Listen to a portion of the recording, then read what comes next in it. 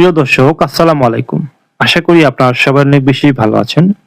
আজকে আমি যে বিষয় নিয়ে আলোচনা করব তা হচ্ছে জামাতের মুখে ছাই দিয়েছে তারেক রহমান।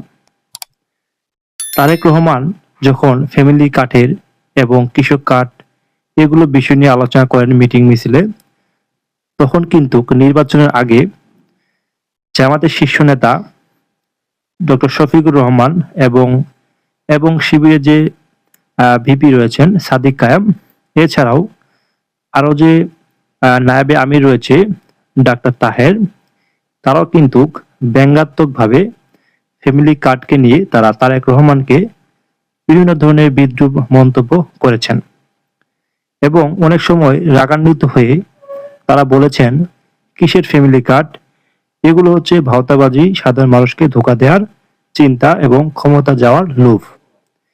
এগুলো বিষয় নিয়ে কিন্তু অনেক সময় তারেক রহমানকে ব্যঙ্গ করে কথা বলেছেন ডক্টর শফিকুর রহমান এবং ডাক্তার তাহের, ভিপি সাদিক কায়েম।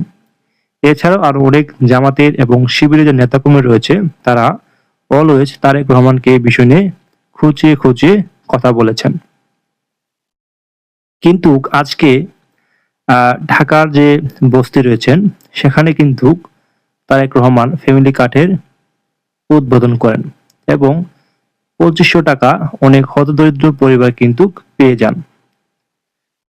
তারেক রহমানের দৃঢ় প্রত্যয় ছিল এবং তিনি অনেক প্ল্যান নিয়ে এসেছে তার বাস্তবায়ন করার জন্য। প্রথমেই যে প্ল্যানটি বাস্তবায়ন করেছে সেটি হচ্ছে ফ্যামিলি কার্ড।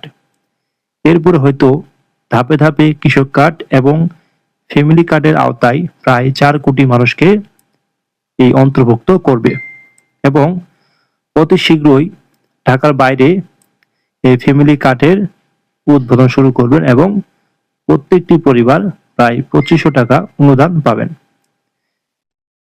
এবং এটি বাস্তবায়ন করবেন তারেক রহমান।